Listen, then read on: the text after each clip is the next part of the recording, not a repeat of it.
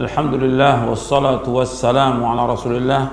Asyhadu an la ilaha illallah wahdahu la syarikalah wa asyhadu anna Muhammadan abduhu wa rasuluh.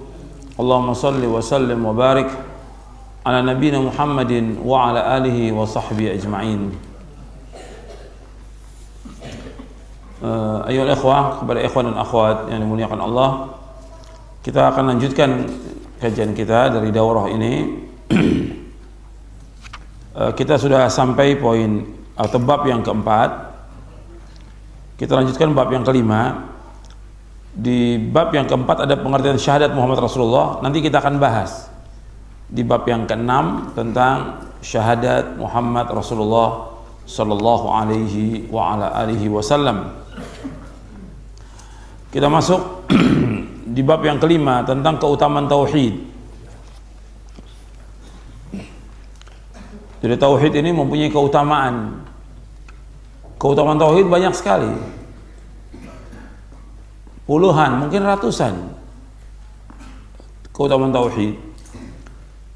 Kalau orang berbicara soal fadailul a'mal, ya perhatikan, fadail artinya keutamaan.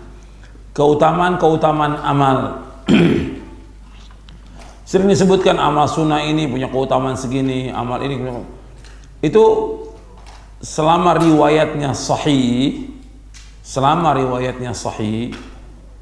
kita wajib untuk mengambil hadis itu. Artinya berpegang, membenarkan bahwa itu datang dari Nabi selama riwayatnya sahih. Tapi soal mengamalkannya, kalau selama amal itu sunnah, ya tetap hukumnya sunnah. Tetap hukumnya sunnah, apa saja bentuknya. Apakah tentang membaca Al-Quran, tentang sholat, tentang puasa, tentang zikir, tentang apa saja. Selama itu artinya sunnah, ya tetap hukumnya sunnah dan mempunyai keutamaan. Dan syaratnya riwayatnya sahih. Kalau riwayatnya tidak sahih, nggak boleh kita ambil, nggak boleh kita terima. Sekarang kita ambil, kalau yang sunnah itu mempunyai keutamaan, apalagi yang wajib. Kalau yang sahih itu punya keutamaan, apalagi yang wajib. Seperti sholat sunnah, saya ambil contoh. Sholat sunnah rawatib yang mengiringi sholat yang wajib,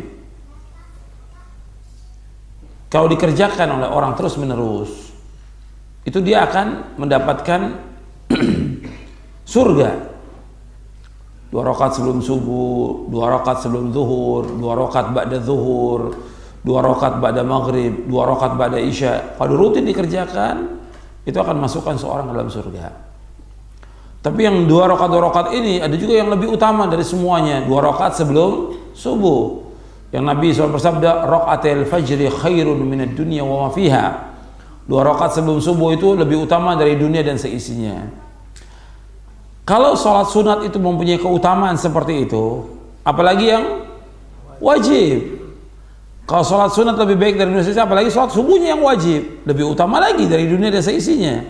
Karena yang wajib merupakan kewajiban yang jelas lebih utama daripada yang sunnah.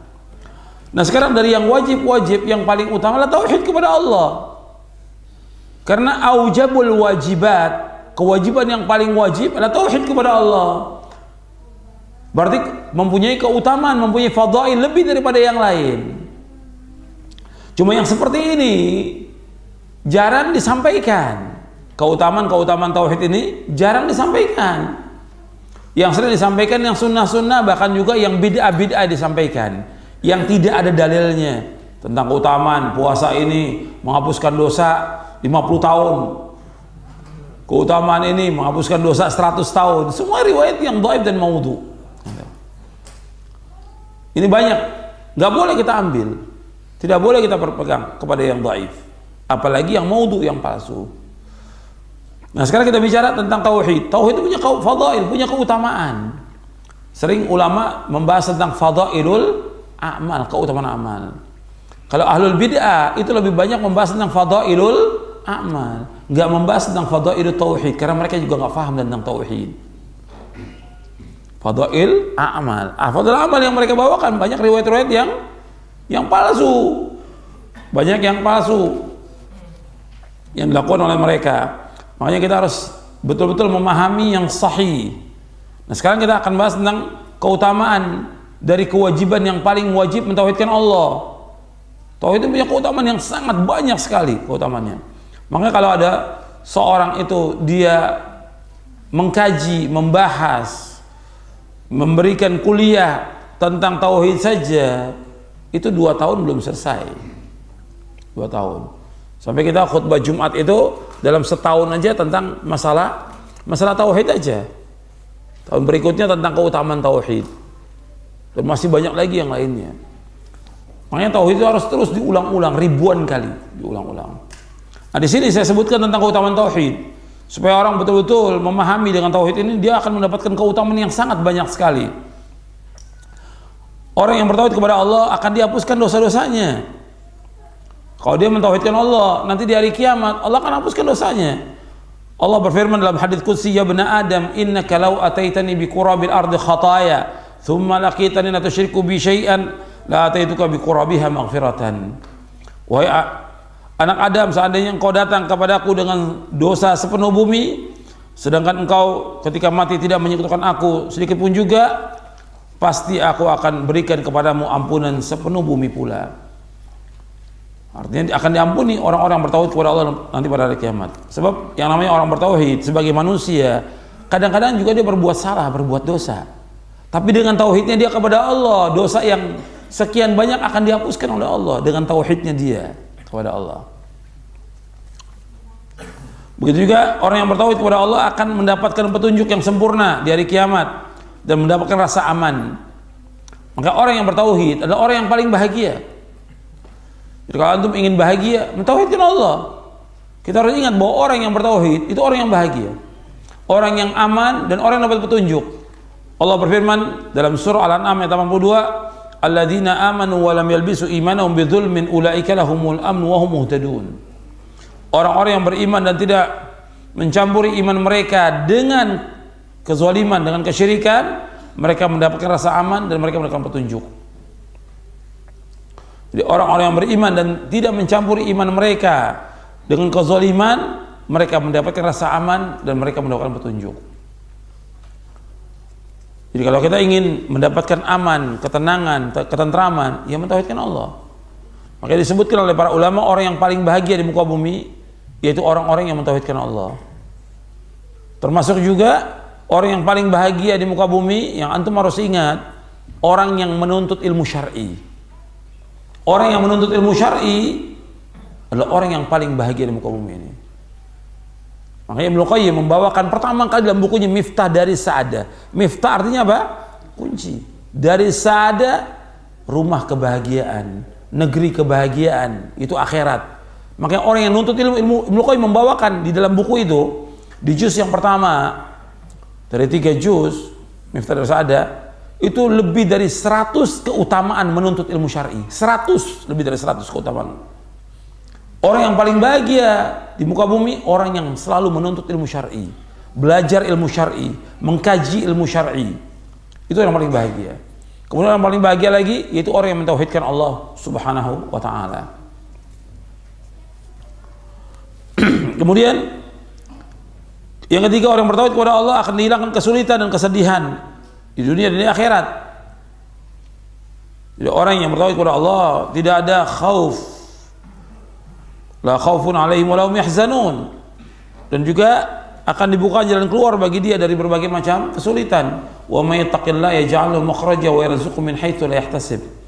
Barang siapa bertakwa kepada Allah, diberikan jalan keluar dan diberikan rezeki dari yang tidak duga-duga. Kemudian orang mentauhidkan Allah, Allah akan menjadikan dalam hatinya rasa cinta kepada iman, dan Allah akan menghiasi hatinya dengannya dengan iman. Allah menjadikan dalam hatinya rasa benci kepada kekafiran, kefasikan, dan kedurhakaan. Jadi orang yang bertauhid itu dia akan cinta kepada Allah.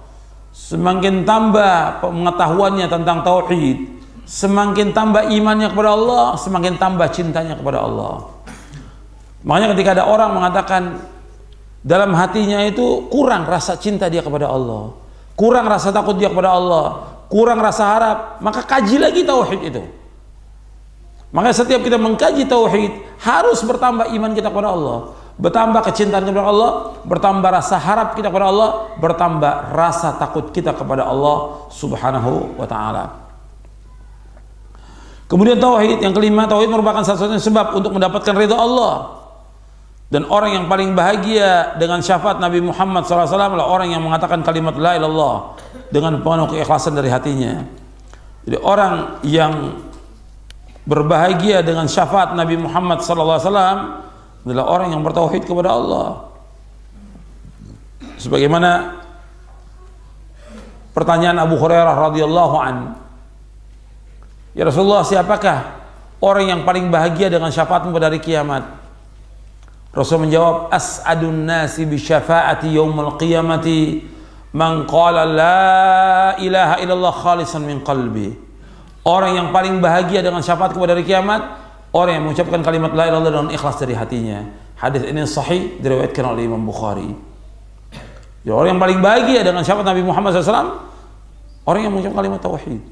Jadi syafaat artinya pertolongan. Nabi Muhammad SAW akan memberikan syafaat kepada orang-orang yang bertauhid. Yang pertama, agar mereka masuk ke dalam surga.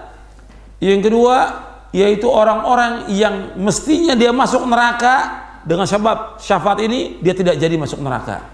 Yang ketiga, orang-orang yang sudah masuk neraka, Nabi memberikan syafaat agar dia keluar dari api neraka.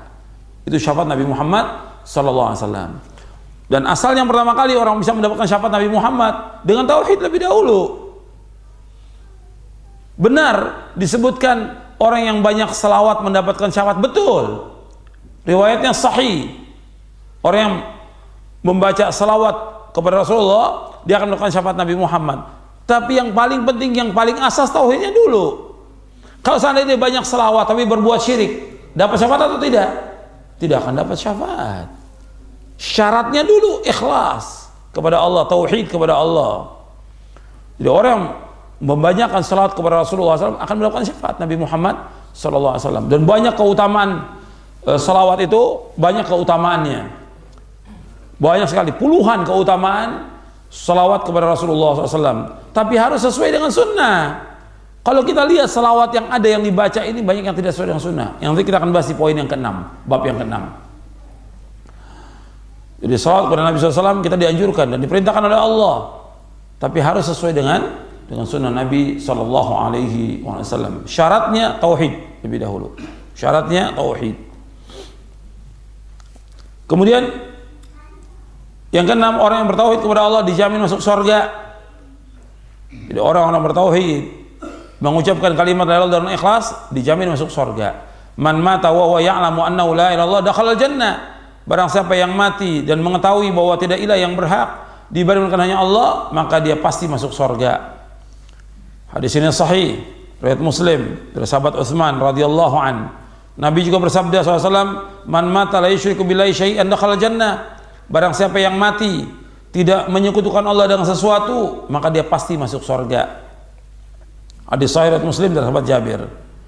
Jadi orang yang mati dalam keadaan dia mengetahui tidak ilah yang berhak diibadahkan hanya Allah, maka dia masuk surga. Barang siapa yang mati dalam keadaan tidak menyekutukan Allah dengan sesuatu, dia masuk surga. Jadi kalimat-kalimat yang sering dibawakan, orang yang mengucapkan kalimat Allah dia masuk surga, betul dia masuk surga. Tapi kalau dia berbuat dosa, berbuat maksiat, dia berbuat bid'ah, disiksa oleh Allah dengan sebab perbuatan dosanya. Kalau dia berbuat syirik, dia akan membatalkan syahadatnya dia kalau sudah terpenuhi syarat dan tidak ada penghalangnya. Jadi kadang-kadang orang memahami tentang kalimat ini cuma hanya dibaca saja, bukannya dibaca, harus difahami dengan kalimat yang benar la ilaha illallah ini. Bukan sekedar dibaca la ilaha illallah atau dipakai untuk tahlil atau orang sekalinya goyang-goyang kepala ilaha illallah. Enggak semudah itu. Kalimat ini kalimat yang berat, yang timbangannya berat pada hari kiamat. Dia harus paham betul, meyakini dan mengamalkannya. Kalimat ini la ilaha illallah. Nanti di hari kiamat kalau ditimbang kalimat ini, la ilaha illallah di satu timbangan, langit dan bumi dan seluruh isinya di satu timbangan, yang paling berat kalimat la ilaha illallah. Tentunya bukan hanya kalimat ini saja, tapi memahami kalimat ini, meyakini dan mengamalkannya kalimat ini, itu yang akan berat timbangan pada hari kiamat. Tapi kalau orang yang cuma la ilaha illallah dipakai main, dia nggak paham, dia tidak paham, ditanya la ilaha illallah, dia sendiri masih menyembah kubur, masih menyembah patung, masih menyembah pohon, batu, masih memelihara azimat yang lain, berarti dia tidak paham tentang kalimat la ilaha illallah. Tidak paham tentang kalimat la ilaha illallah ini. Jadi harus dipahami dengan pemahaman yang benar kalimat ini. Dipahami dengan pemahaman yang benar. Bukan seperti yang dilakukan oleh orang, dinyanyikan. Kalimat ini dinyanyikan. Ya. La haula wala quwata illa billah. Dipakai main agama ini. Kalau kita lihat sekarang ini, orang agama dipakai main, salawat dipakai main oleh mereka. La ilaha illallah dipakai main oleh mereka. Agama dipakai main seperti yang Allah sebut dalam Al-Quran. Mereka jadikan agama ini sebagai permainan oleh mereka. Dan umat Islam gak ada cemburu. Tidak ada rasa cemburu sama sekali. Tidak marah. Malah ketawa. Tepuk tangan umat Islamnya. Orang bermain-main dengan agama, tertawa umat Islam. La haula wala quwata illa billah. Itu banyak sekali dilakukan di mana-mana. Padahal ini kalimat-kalimat yang suci dan ibadah kepada Allah SWT. Yang sampai langit dan bumi ini dia kalah timbangannya pada hari kiamat dengan kalimat la ilaha illallah. Yang kalimat ini membedakan antara orang muslim dengan orang kafir. Orang kafir kalau dia mengucapkan kalimat syahadat la ilaha illallah, masuk ke dalam Islam. Ketika dia tidak mengucapkan, ya dia bukan orang Islam. Jadi kalimat ini kalimat mulia. Kalau antum baca penjelasan Al-Imam Muqayyim, luar biasa. Di muqaddimah kitabnya Zadul Ma'ad fi Hadi Khairul Ibad, beliau menjelaskan kalimat la ilaha illallah merupakan kalimat yang dengan tegaknya langit dan bumi kalimat ini. Allah menciptakan makhluk ini semua dengan kalimat la ilaha illallah. Berbedanya antara muslim dengan kafir dengan kalimat la ilaha illallah. Ditegakkannya jihad, dihunusnya pedang dengan kalimat la ilaha illallah. Ditegakkan timbangan pada kiamat dengan kalimat la ilaha illallah. Manusia itu akan bahagia atau celaka dengan kalimat la ilaha illallah. Manusia itu masuk surga atau tidak dengan kalimat la ilaha illallah. Dibuka seluruh catatan amal pada hari kiamat dengan sebab kalimat la ilaha illallah. Luar biasa kalimat ini. Imam Ibnu Qayyim menjelaskan dalam kitabnya Zadul Ma'ad di awal-awal di kitabnya Zadul Ma'ad di juz yang pertama. Jadi kalimat la ilaha illallah ini harus betul-betul dipahami, yang dengan itu orang masuk surga. Bukan hanya dibaca, dinyanyikan, dilakukan, dibaca ketika ada orang kematian, rame-rame. Ya mas, banyak ya di sini ya melakukan itu. Tahlilan, mereka istilahkan apa di sini, tahlilan juga. Tahlilan, nggak ada contoh dari Rasulullah, nggak ada contoh dari para sahabat, sama sekali tidak ada. Hatta Imam Syafi'i, kalau mereka mengatakan mazhab Syafi'i, tanya di mana Imam Syafi'i mengatakan bolehnya tahlilan itu? Tidak ada, sama sekali dalilnya, tidak ada. Nabi nggak pernah melakukan, sahabat nggak pernah lakukan, tabi'in nggak pernah lakukan, Imam Syafi'i nggak pernah lakukan. Lantas yang diikut oleh mereka siapa? Umat Islam wajib mengikuti siapa? Rasulullah SAW. Karena yang diikuti oleh mereka siapa? Ini agama kembali kepada dalil. Jadi nggak bisa dipakai main kalimat la ilaha illallah. Kadang-kadang orang baca-baca itu, ya diantaranya juga untuk makan-makan. Kalau tahlilan umpamanya nggak disediakan makan, mau orang baca tahlilan? Makan. Jadi nggak dibenarkan dalam syariat Islam dan tidak dibolehkan. Yang kita ikut, yang kita contoh Rasulullah, ada dalilnya kita jalan. Nggak ada dalil nggak boleh kita laksanakan. Selanjutnya, yang ketujuh, orang yang bertauhid dan akan diberikan oleh Allah kemenangan, pertolongan, kejayaan dan kemuliaan. Ini sudah pasti. Kalau orang bertauhid kepada Allah, sebagaimana Rasulullah SAW dan para sahabatnya diberikan kemenangan dengan kalimat la ilaha illallah. Kemudian orang bertauhid kepada Allah akan diberi kehidupan yang baik di dunia dan di akhirat. Orang yang bertauhid kepada Allah akan diberikan kehidupan yang baik di dunia dan di akhirat. Ini harus kita yakin ini. Saya bacakan ayatnya, antum perhatikan. Allah berfirman dalam surah An-Nahl ayat 97. Man amila salihan min dzakarin aw untha wa huwa mu'minun falanuhyiyannahu hayatan thayyibah wa lanajziyannahum ajrahum bi ahsani ma kanu ya'malun. Man amila salihan, barang siapa melakukan amal saleh, min dzakarin aw untha, dari laki-laki dan perempuan, wa huwa mu'min, dalam keadaan dia beriman, falanuhyiyannahu hayatan thayyibah, kami akan hidupkan dia dengan kehidupan yang baik, wala najziyannahum ajrahum bi ahsani ma kanu ya'malun, dan kami akan memberikan ganjaran kepada mereka lebih baik dari apa yang mereka amalkan. Antum perhatikan di sini kepada ikhwan dan akhwat, tolong perhatikan. Yang akhwat juga yang di belakang, tolong jangan ngobrol. Tolong jangan ngobrol.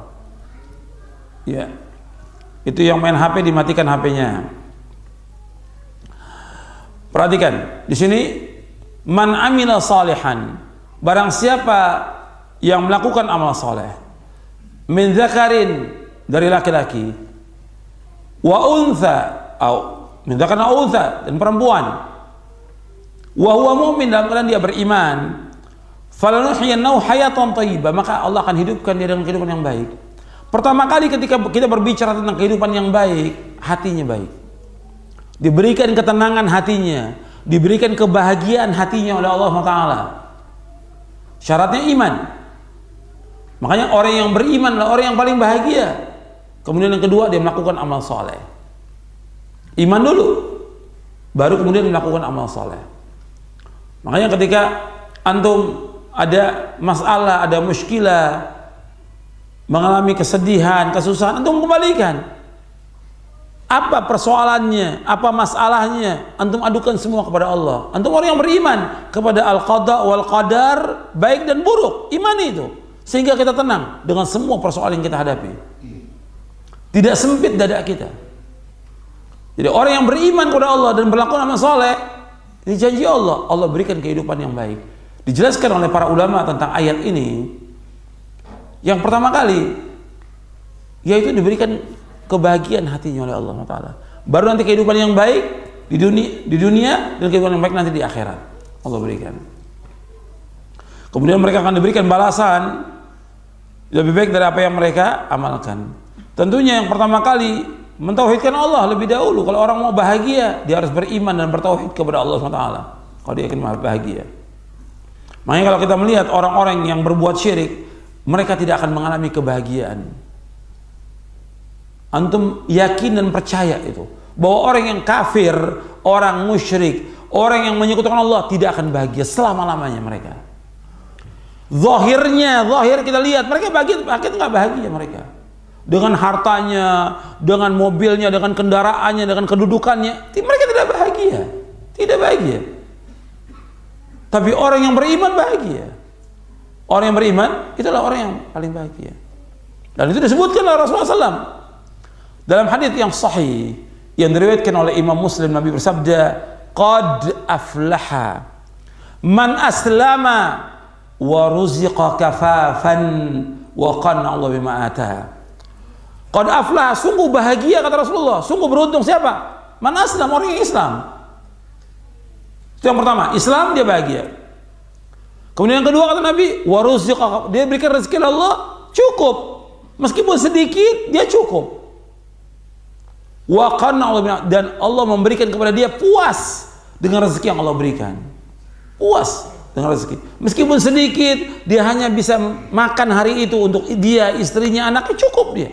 Dia adalah orang yang paling bahagia di muka bumi ini. Meyakini dengan imannya ini rezeki dari Allah yang wajib disyukuri. Kalau kita bersyukur, ditambah nggak rezeki dari Allah? Tambah. La in syakartum la azidannakum wa la in kafartum inna adzabi lasyadid.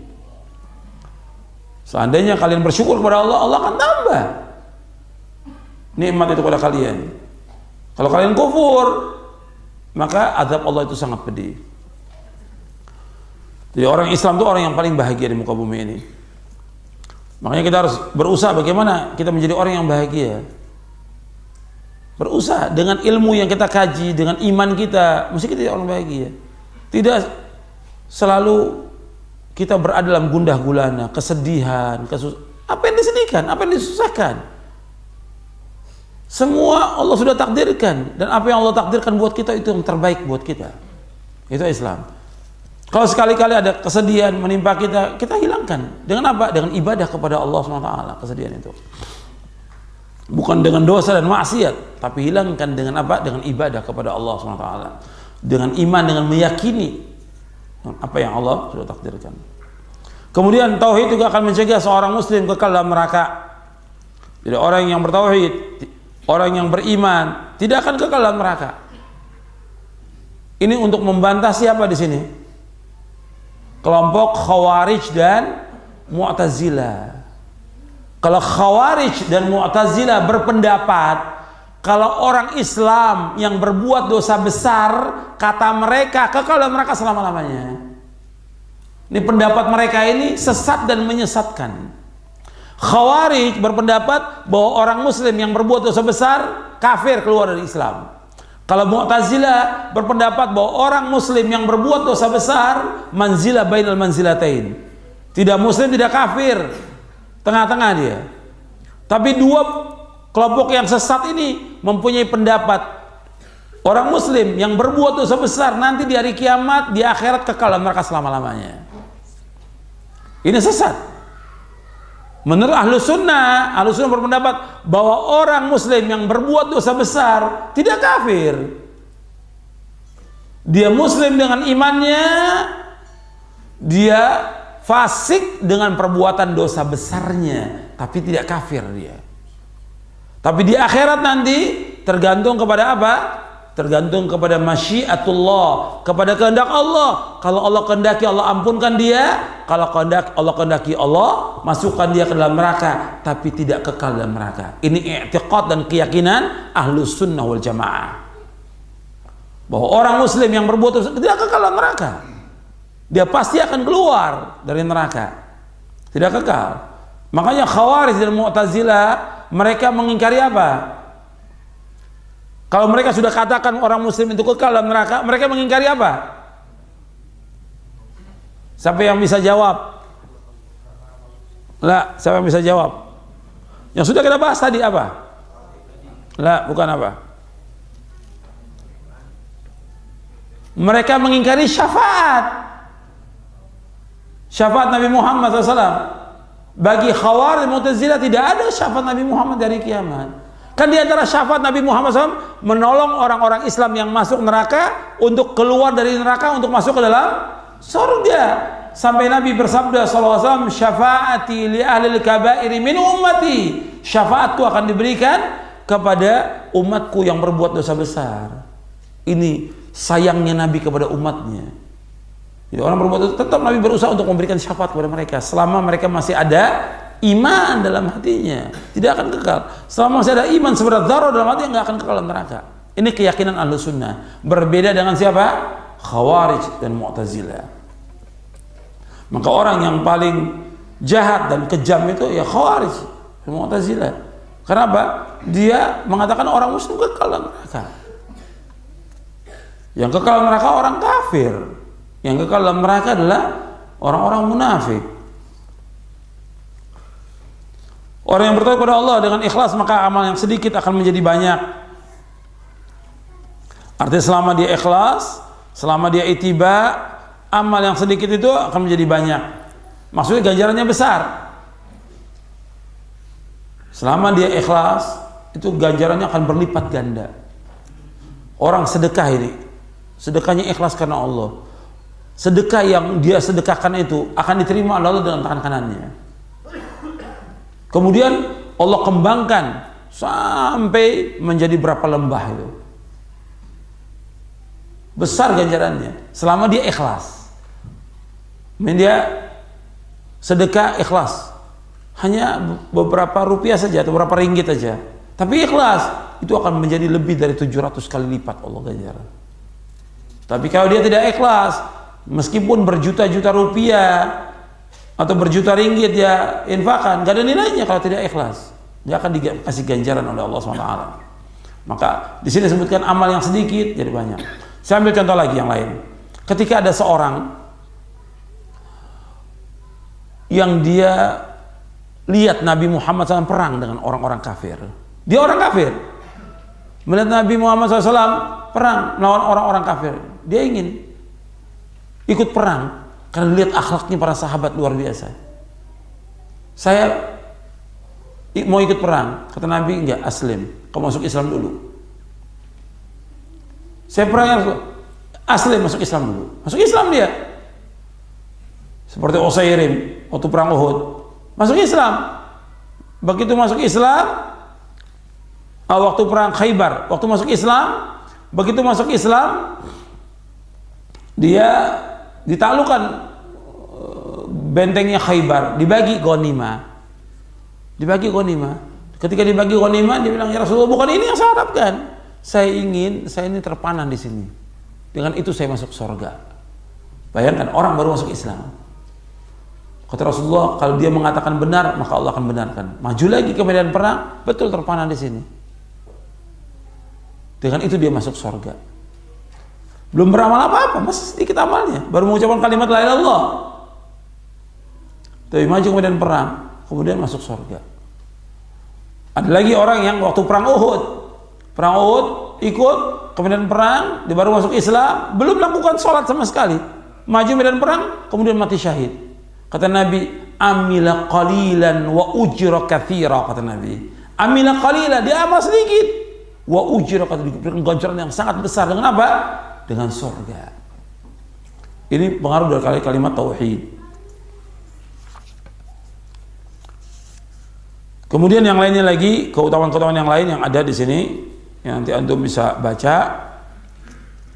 Keutamaan-keutamaan tauhid ini banyak sekali. Kita dengan tauhid ini diberikan rasa aman, dijauhkan dari berbagai macam ketakutan, kemudian juga diberikan kelapangan dada, kemudian memerdekakan seorang hamba dari penghambaan makhluk. Ini juga penting nih. Kita nggak boleh menjadi hamba makhluk. Kita menjadi hamba Allah SWT. Merdeka kita beribadah kepada Allah Subhanahu wa ta'ala. Dan yang lainnya, dengan tauhid ini Allah akan mudahkan kita untuk melakukan amal-amal soleh. Dan yang lain. Sekarang kita masuk ke yang keenam. Yang keenam ini iman kepada Nabi Muhammad SAW. Kenapa kita bahas ini? Karena syahadat itu asyhadu alla ilaha illallah wa asyhadu anna Muhammad Rasulullah. Syahadat la ilaha illallah sudah kita bahas. Sekarang syahadat Muhammad Rasulullah. Bahwa iman kepada Nabi Muhammad SAW merupakan kewajiban.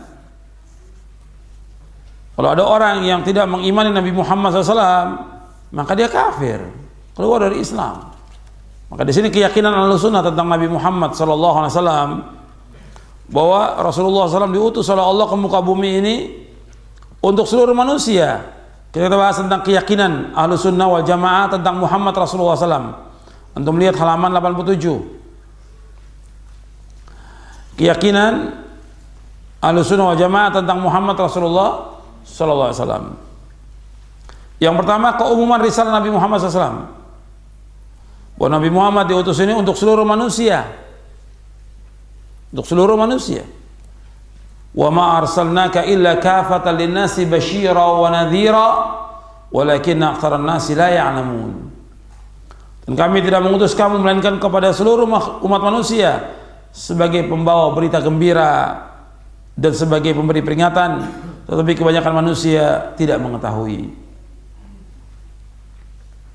Dalam surah Saba ayat 28. Dan juga ayat yang antum sudah hafal dalam surah Al-Anbiya, wa ma arsalnaka illa rahmatan lil alamin, dan kami tidak utus engkau melainkan sebagai rahmat bagi sekalian alam.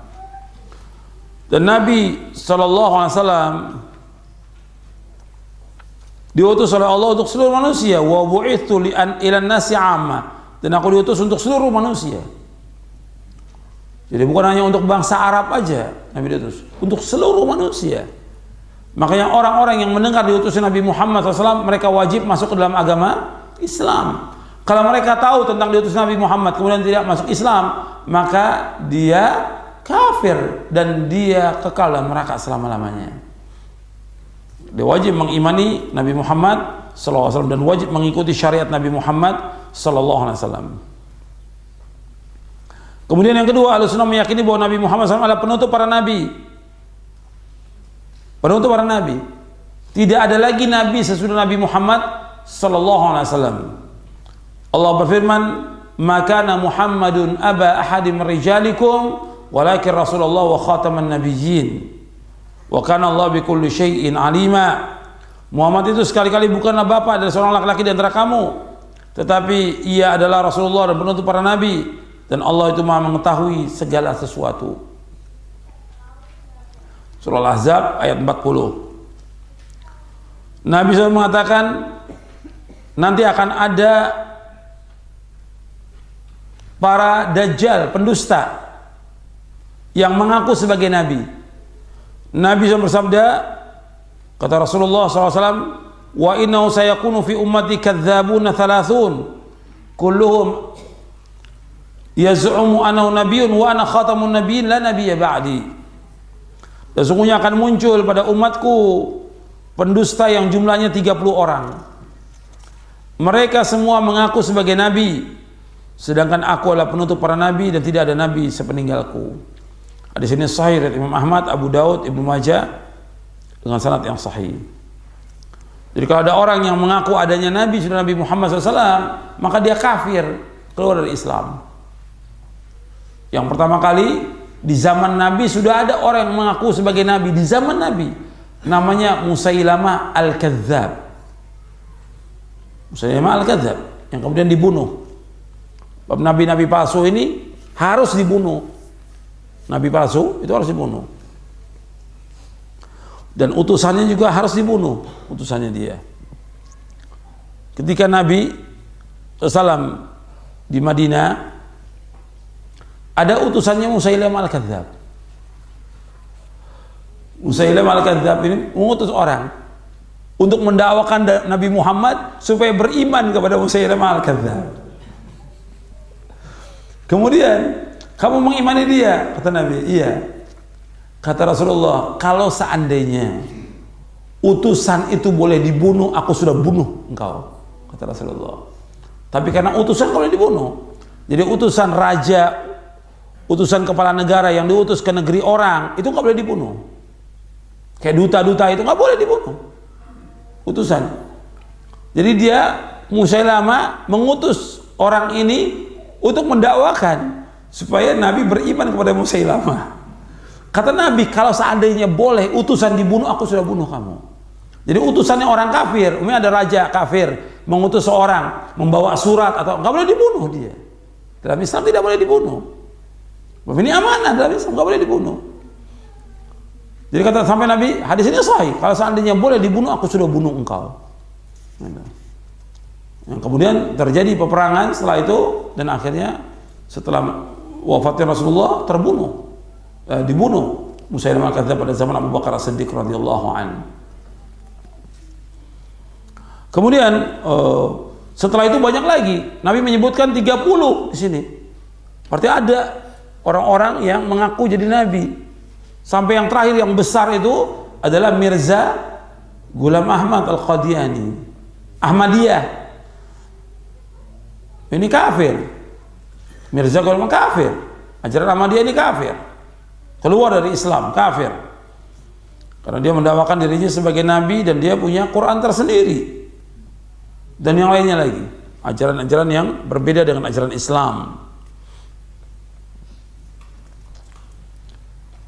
Dan Nabi menyebutkan bahwa Nabi adalah Nabi yang terakhir. Dan Nabi menyebutkan, laisa ba'di nabiyyun, tidak ada lagi Nabi sudahku. Tidak ada lagi Nabi sudah Nabi Muhammad sallallahu alaihi wasallam. Kemudian yang ketiga, Ahlussunnah berkeyakinan bahwa Rasulullah SAW tidak mengetahui masalah yang gaib semasa hidupnya kecuali yang diajarkan oleh Allah SWT, apalagi setelah beliau wafat. Jadi tidak ada seorang pun yang tahu yang gaib kecuali hanya Allah.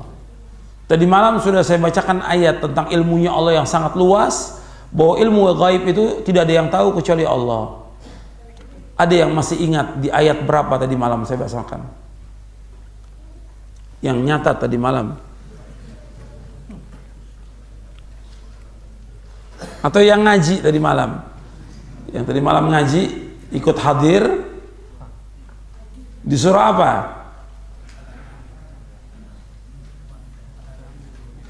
Iya, dalam surah Al-An'am. Berarti yang ngaji ini menyebutkan surah Al-An'am ayat 59. Allah menyebutkan wa indahu mafatihul ghaibi la ya'lamuha illahu.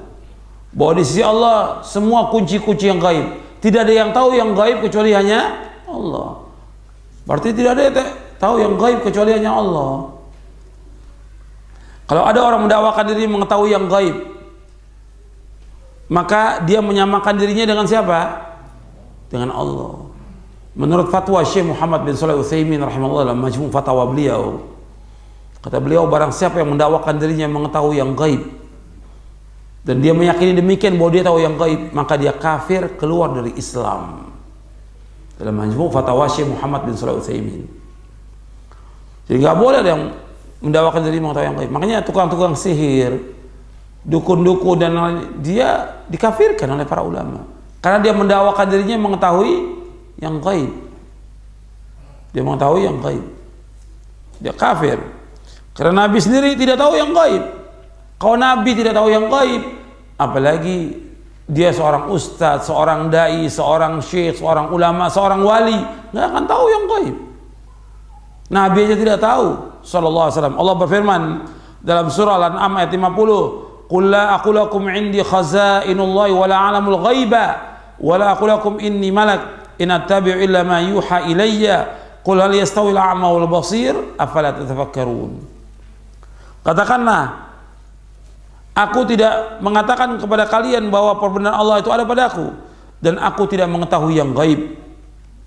Aku tidak mengatakan kepada kalian aku adalah malaikat dan sungguhnya tidaklah aku mengikuti kecuali yang diwahyukan kepadaku. Katakanlah, apakah sama orang yang buta dengan orang yang melihat? Apakah kalian tidak berfikir? Dan Allah sebutkan juga dalam surah Al-A'raf ayat 188 bahwa Nabi tidak mengetahui yang gaib. Dan Allah juga berfirman, "Qul la ya'lamu man fis samawati wal ardil ghaiba illa Allah wa ma yash'uruna ayyana yub'atsun." Dalam surah An-Naml ayat 65, katakanlah, tidak ada yang tahu yang gaib di langit dan di bumi kecuali Allah, dan mereka tidak tahu kapan mereka dibangkitkan. Jadi di sini Anda perhatikan bahwa tidak ada yang tahu yang gaib kecuali hanya Allah. Sekarang kan banyak orang-orang yang mendakwakan dirinya mengetahui yang gaib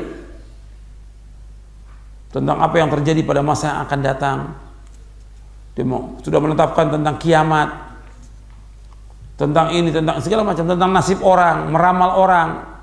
Ini mendakwakan yang gaib. Ini adalah kufur, perbuatan mereka ini kufur. Tidak ada yang tahu yang gaib kecuali hanya Allah Subhanahu wa taala. Kemudian yang keempat, wajibnya mencintai dan mengagungkan Nabi Muhammad SAW serta larangan ghulu, berlebih-lebihan. Jadi wajib mencintai dan mengagungkan Nabi Muhammad SAW serta larangan ghulu, berlebih-lebihan. Jadi semua umat Islam ini wajib mencintai Nabi Muhammad SAW. Kalau dia tidak mencintai Nabi Muhammad SAW, maka dia tidak beriman. Nabi bersabda, "La yu'minu ahadukum hatta akuna ahabba ilaihi min walidihi wa waladihi wan nas ajmain." Tidak beriman seorang dari kamu sehingga aku lebih dia cintai daripada dia mencintai bapaknya, anaknya, dan seluruh manusia. Hadis ini sahih riwayat Bukhari, Muslim dan yang lainnya. Tidak beriman sampai kita mencintai Rasulullah sallallahu alaihi wasallam, dan kita wajib mencintai Rasulullah, wajib. Tapi mencintai Rasulullah sallallahu alaihi wasallam dengan apa? Dengan apa? Dengan ittiba. Maka saya sebutkan di sini tentang wajibnya cinta kepada Nabi, dan orang yang mencintai Nabi SAW dan mencintai Allah, kemudian mencintai Nabi Muhammad SAW, dia akan mendapatkan lezatnya iman, manisnya iman. Di sini saya bawakan hadisnya. Sekarang apa konsekuensi dan tanda-tanda cinta kepada Rasulullah?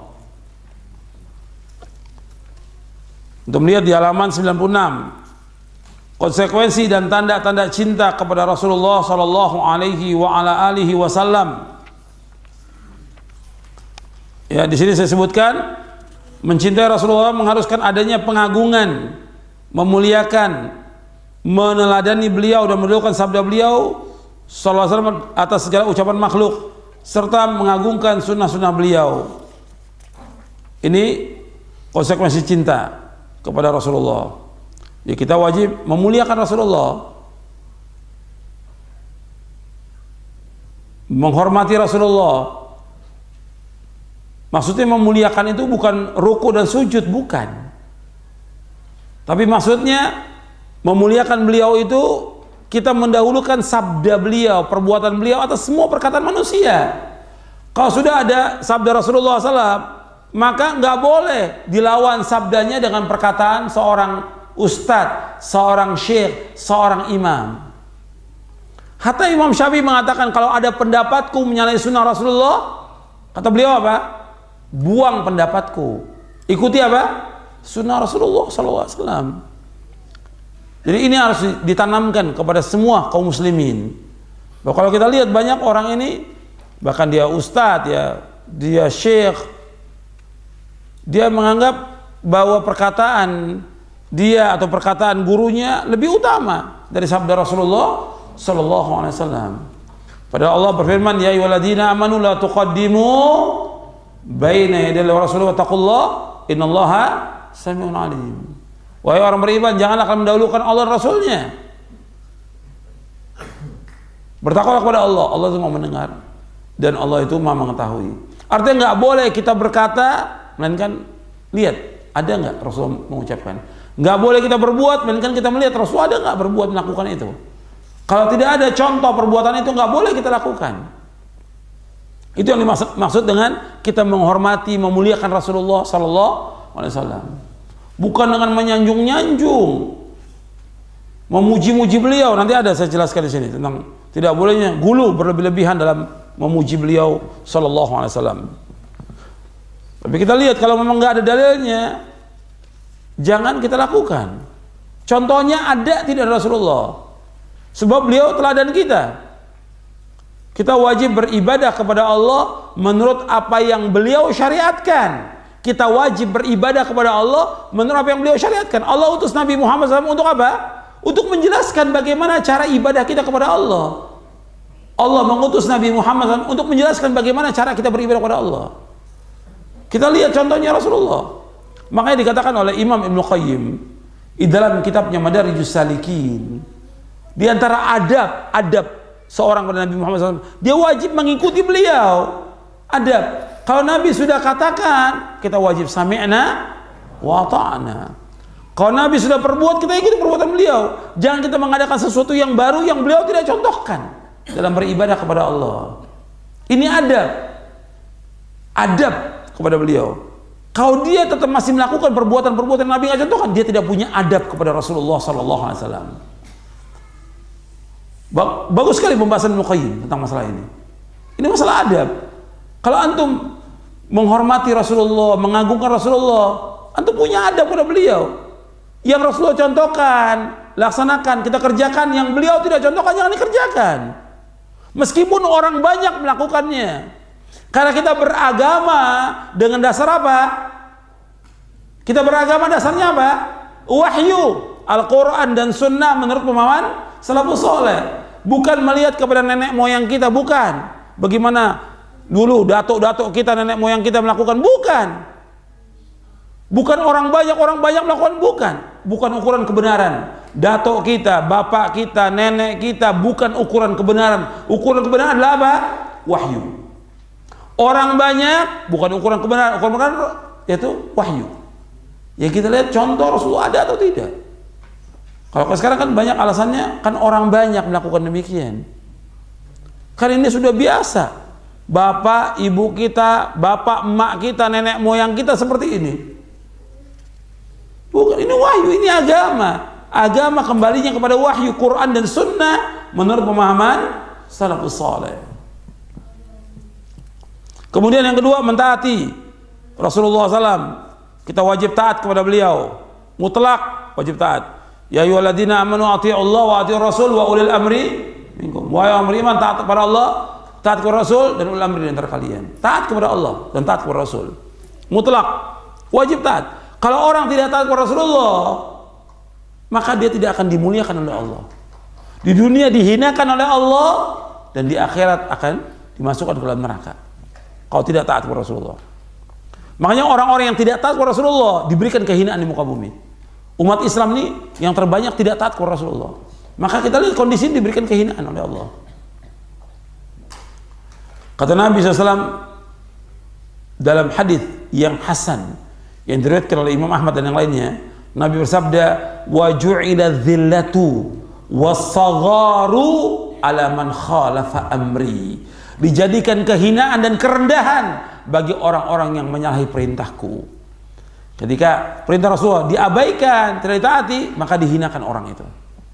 Dihinakan orang itu. Maka kita wajib taat kepada Rasulullah.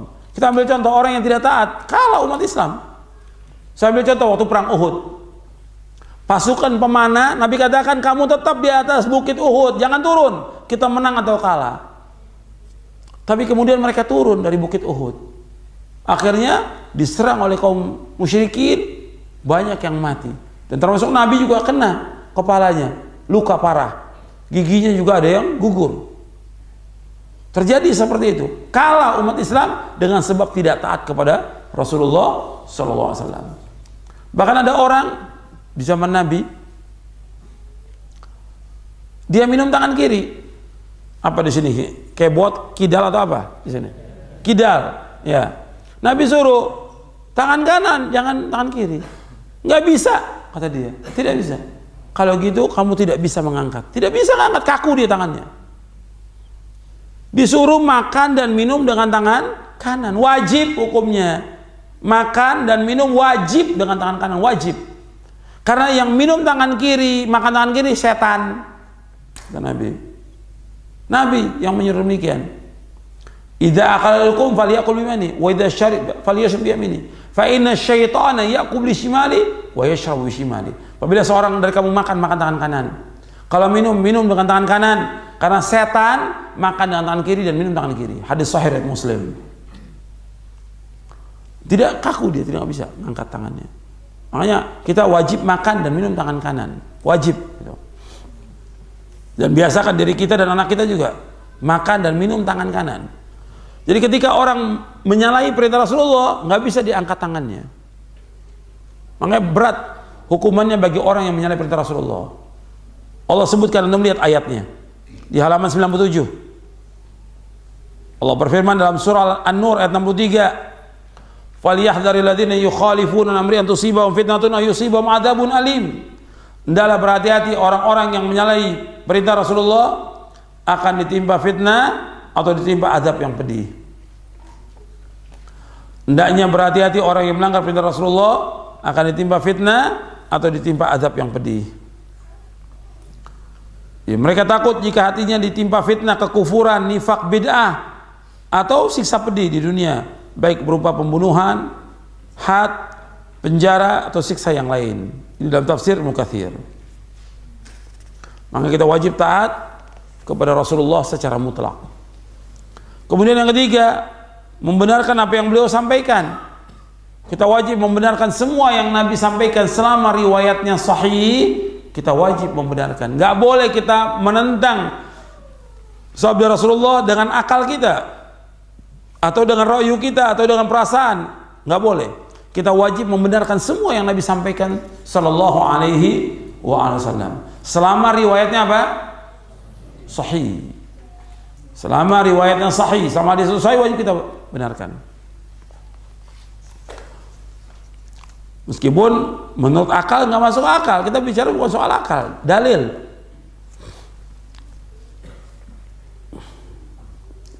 Jadi yang Nabi sampaikan kita wajib membenarkan semuanya, terutama hal-hal yang berkaitan dengan azab kubur, siksa kubur, dengan tanda-tanda kiamat, tentang surga, tentang neraka, wajib kita imani semuanya. Iman, membenarkan. Kadang-kadang ada orang yang mengingkari, seperti masalah Mi'raj ke langit. Kata mereka nggak masuk akal. Kita wajib membenarkan Allah Maha berkuasa atas segala sesuatu. Nabi berangkat dari Mekah ke Baitul Maqdis dalam satu malam. Kemudian Nabi sholat bersama para Nabi, kemudian diangkat ke langit dalam satu malam, turun lagi sampai di Mekah. Dan itu kekuasaan Allah. Allah Maha berkuasa atas segala. Wajib kita imani dan wajib kita benarkan. Riwayatnya sahih tentang itu. Kemudian kita menandiri dari apa yang dilarang dan dicegah oleh beliau. Jadi apa yang Rasulullah larang kita harus jauhkan. Larangan beliau yang paling besar apa? Larangan beliau yang paling besar apa? Syirik. Yang kedua bid'ah. Atau larangan beliau yang paling besar, yang pertama syirik, yang kedua durhaka pada orang tua, yang ketiga bid'ah dan yang lainnya. Kita harus jauhkan semua yang dilarang Rasulullah. Sebab Allah berfirman, wa ma atakumur rasul fakhudhu wa ma nahakum anhu fantahu. Apa saja yang datang kepada Rasul kamu ambil, yang dilarang kamu tinggalkan.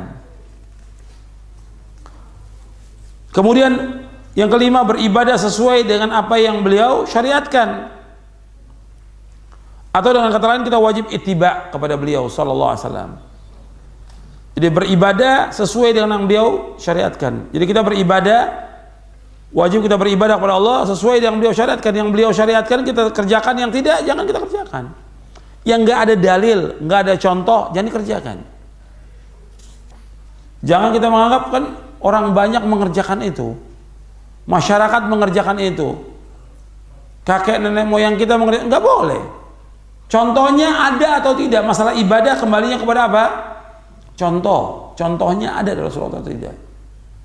Karena Rasulullah menyuruh kita untuk ittiba. Kalau kita cinta kepada beliau, ittiba. Untuk melihat ayatnya dalam surah Ali Imran ayat 31. Qul in kuntum tuhibbunallaha fattabi'uni yuhibbukumullah wa yaghfir lakum dzunubakum wallahu ghafurur rahim. Katakanlah, seandainya kamu cinta kepada Allah, ikuti aku. Allah akan cinta kepada kalian dan Allah akan mengampuni dosa-dosa kalian. Allah Maha Pengampun dan Allah itu Maha Penyayang. Kata Al-Hafidz Ibnu Katsir, ayat ini pemutus hukum bagi setiap orang yang mengaku mencintai Allah namun tidak mau menempuh jalan Rasulullah SAW. Maka orang itu dusta dalam pengakuannya tersebut hingga ia mengikuti syariat dan agama yang dibawa oleh Rasulullah SAW dalam semua ucapan dan perbuatannya. Jadi kita wajib ini untuk mengikuti beliau. Jangan berbuat bid'ah. Ya, bid'ah yang ada ini karena apa? Mereka tidak mengikuti contoh Rasulullah, atau mereka berpegang kepada hadis-hadis yang dhaif dan maudhu, adanya bid'ah itu. Atau mereka menganggap bahwa baik perbuatan mereka, dengan ra'yunya, dengan fikirannya dianggap baik. Ini timbulnya bid'ah. Makanya kita jangan berbuat bid'ah. Karena kalau orang melakukan amal-amal yang Nabi nggak contohkan, amalnya tertolak. Man amila amalan laisa alaihi amruna fahuwa raddun. Barang siapa melakukan amal yang tidak contoh dari kami, amal tertolak. Hadis sahih riwayat Muslim. Kemudian yang keenam, konsekuensi cinta kita kepada beliau, anjuran bersalawat kepada Nabi sallallahu alaihi wasallam. Kita dianjurkan untuk banyak salawat kepada Rasulullah sallallahu alaihi wasallam. Innallaha wa malaikatahu yusholluna 'alan nabi ya ayyuhalladzina amanu shallu 'alaihi wa sallimu taslima. Sesungguhnya Allah dan malaikatnya salawat kepada Nabi. Wahai orang beriman, salawatlah kepadanya dan ucapkanlah salam kepadanya. Maka kita ucapkan salawat kepada Rasulullah sallallahu alaihi wasallam. Salawat dan salam. Jadi kita membanyakan Allahumma salli wa sallim alaihi. Allahumma salli wa sallim ala nabiyina Muhammad. Jadi padukan salawat dan salam. Allahumma salli wa sallim atau sallallahu alaihi wasallam. Dan ini dibahas panjang lebar oleh Imam Ibnu Qayyim dalam kitabnya Jala'ul Afham fi Salati wassalami ala khairil anam. Dan terutama kita dianjurkan membanyakan salawat pada malam Jumat dan hari Jumat. Malam Jumat dan hari Jumat. Rasulullah bersabda, "Akhirus salata alayya yaumal jum'ati wa lailatal jum'ah, faman shalla alayya salatan sallallahu alaihi asyran." Perbanyaklah kalian membaca salawat kepadaku pada hari dan malam Jumat. Barang siapa yang bersalawat kepadaku sekali, niscaya Allah bersalawat kepadanya 10 kali. Hadis Hasan riwayat Baihaqi. Dan salawat ini banyak manfaatnya. Ibnu Qayyim membawakan 40 manfaat. Dan beliau juga menyebutkan puluhan tempat-tempat yang kita dan waktu yang kita dianjurkan untuk salawat kepada Rasulullah SAW. Dan salawat itu merupakan bentuk ketaatan kepada perintah Allah. Orang yang bersalawat kepada beliau mendapatkan 10 kali salawat dari Allah. Dengan salawat ini dikabulkan doa kita. Di setiap doa diiringi dengan salawat kepada Rasulullah SAW. Dan salawat juga merupakan sebab mendapatkan syafaat Nabi Muhammad SAW. Salawat juga merupakan sebab diampuni dosa-dosa. Salawat merupakan sebab Nabi SAW menjawab orang yang mengucapkan salawat dan salam kepada beliau. Nah, salawat yang sesuai dengan sunnah yang mana? Yaitu salawat Ibrahimiyah. Antum lihat di sini. Yaitu yang kita baca dalam salat kita yang 5 waktu. Dan salat-salat sunat, yaitu mengucapkan Allahumma shalli ala Muhammad wa ala ali Muhammad kama shallaita ala Ibrahim wa ala ali Ibrahim innaka Hamidum Majid. Allahumma barik ala Muhammad wa ala ali Muhammad kama barakta ala Ibrahim wa ala Ibrahim innaka Hamidum Majid. Ya Allah, berikanlah salat kepada Muhammad dan keluarga Muhammad sebagaimana Engkau telah memberikan salat kepada Ibrahim dan keluarga Ibrahim. Sesungguhnya Engkau Maha terpuji lagi Maha mulia. Ya Allah, berikanlah berkah kepada Muhammad dan keluarga Muhammad sebagaimana Engkau telah memberi berkah kepada Ibrahim dan keluarga Ibrahim. Sesungguhnya Engkau Maha terpuji lagi Maha mulia. Jadi kita dianjurkan selawat kepada Rasulullah dengan selawat yang sesuai dengan contoh Nabi yang Nabi ajarkan. Jadi bukan selawat-selawat yang dibuat. Sekarang ini banyak dibuat, seperti saya sebutkan di antara contoh selawat yang bid'ah. Selawat-selawat yang bid'ah seperti apa? Selawat tibul qulub, selawat nariyah. Ya, ini keyakinan yang batil. Dia punya keyakinan barang siapa yang baca selawat 4.444 kali dilapangkan kesulitannya. Dan selawat ini mengandung kesyirikan. Selawat Al-Fatih, selawat Badar, selawat Basyishiyah dan yang lainnya. Banyak orang bikin selawat dan selawat dinyanyikan pakai qasidah. Ini bid'ah ini. Ini selawat kan doa kepada Nabi, dinyanyikan, didendangkan sambil berjoget-joget. Ini dia anggap mainan ini. Agama dianggap main oleh mereka. Kalau selawat dengan ikhlas kita ucapkan Allahumma shalli wa sallim ala Muhammad. Yang dengan itu kita mendapatkan 10 salawat dari Allah. Ini doa kepada beliau, kepada Rasulullah sallallahu alaihi wasallam. Karena apa? Karena Allah menyuruh kita untuk selawat. Kita mengikuti perintah Allah. Dan juga kita lihat jasanya Nabi Muhammad SAW kepada kita sangat besar. Yang tadinya manusia dalam kegelapan, Allah tunjuki manusia dengan diutusnya Nabi Muhammad SAW terang dunia ini. Maka dianjurkan kita mengucapkan salawat kepada beliau sallallahu alaihi wa ala alihi wasallam. Jadi nggak boleh orang itu membuat salawat. Dan antum lihat yang banyak membuat salawat itu adalah torekot sufia. Dan setiap torekot punya cara salawat tersendiri dia. Yang mereka bikin. Mereka bikin majelis lagi, majelis salawat. Macam-macam sudah banyak. Majelis Rasulullah, majelis ini, segala macam mereka buat. Jadi ini semuanya perbuatan-perbuatan yang diada-adakan, yang Nabi nggak contohkan. Jadi kalau dia cinta kepada Rasulullah, dia wajib mengikuti Rasulullah. Yang Rasulullah lakukan, dia kerjakan, yang tidak, jangan. Selawat ini benar, bukan berarti kita anti selawat, tidak. Justru kalau kita lihat ahlu sunnah yang paling banyak selawat kepada Rasulullah. Karena setiap disebut nama Nabi kita selawat. Yang paling banyak berselawat kepada Rasulullah siapa? Ahlu sunnah. Salafin yang paling banyak berselawat. Karena majlis yang tidak dibacakan salawat kepada Rasulullah, selesainya majlis itu seperti bangkai keledai, kata Rasulullah. Makanya kita setiap disebut nama Nabi kita mengucapkan Allahumma salli wa sallim ala Muhammad. Tapi dibuat-buat, dinyanyikan sambil berjoget, nggak ada contoh dari Rasulullah SAW. Bahkan ada orang ustadz dipanggil khusus buat selawat aja, buat nyanyi selawat. Masa Islam cuma seperti itu? Ini sudah jauh dari Islam. Justru yang harus diajarkan akidah yang benar, manhaj yang benar, pemahaman yang benar, ibadah yang benar. Bukannya selawat. Selawat ini semua orang bisa melakukannya, tapi harus sesuai dengan sunnah Nabi Shallallahu Alaihi Wasallam. Kemudian yang selanjutnya, kita dilarang gulu berlebih-lebihan kepada beliau. Dilarang kita gulu berlebih-lebihan dalam memuji Nabi Muhammad SAW. Gak boleh kita gulu. Banyak orang ini yang gulu berlebih-lebihan, memuji, menyanjung, mengangkat Nabi. Gak boleh. Nabi sebagai manusia dan beliau juga sebagai apa? Rasul. Maka disebut Abdullah wa Rasuluh. Abduhu wa Rasuluh. Nabi sebagai hamba, meskipun beliau sudah mempunyai tingkatan yang paling tinggi, tetap beliau sebagai hamba, nggak boleh disembah, nggak boleh dipuji sanjung yang menyamakan dengan Allah, nggak boleh. Dan beliau sebagai Rasul wajib ditaati. abduhu wa rasuluh. Dan kita dilarang gulu berlebih-lebihan. Nabi bersabda SAW, iyyakum wal ghuluw fid din, fa inna ma alaka man kana qablakum al ghuluw fid din. Jauhkan diri kalian dari sikap gulu dalam agama. Sesungguhnya binasanya orang-orang sebelum kalian dengan sebab gulu.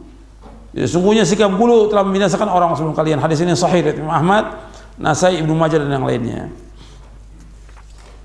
Jadi kita nggak boleh memuji-muji, menyanjung-nyanjung beliau, tidak boleh. Sebab Nabi tidak mau dipuji, Nabi tidak mau disanjung. Di zaman Nabi ada sahabat-sahabat yang datang memanggil, engkau adalah sayyid, engkau tuan, engkau orang yang mulia, engkau orang yang terhormat, terus dipuji. Nabi marah. Nabi mengatakan, as-sayyidullah tabaraka wa ta'ala, qulu biqaulikum aw ba'di qaulikum wa la yastajriyannakumus syaitan. Kata Nabi, sayyid itu adalah Allah. Katakanlah sesuai dengan apa yang wajar kalian katakan, atau seperti sebagian ucapan kalian, dan janganlah sampai kalian tersesat. Jangan sampai kalian terseret oleh syaitan. Jadi kita harus mengucapkan kalimat yang wajar, dan nggak boleh kita menyanjung-nyanjung, memuji-muji beliau, tidak boleh, karena akan membawa kepada apa? Kesyirikan nantinya. Menyamakan Rasulullah dengan siapa? Dengan Allah SWT. Ya, sampai di sini dulu kajian kita. Kalau ada yang kurang jelas, antum mau tanyakan silakan. Mudah-mudahan kajian ini bermanfaat untuk kita semuanya. Wassalamualaikum warahmatullahi wabarakatuh.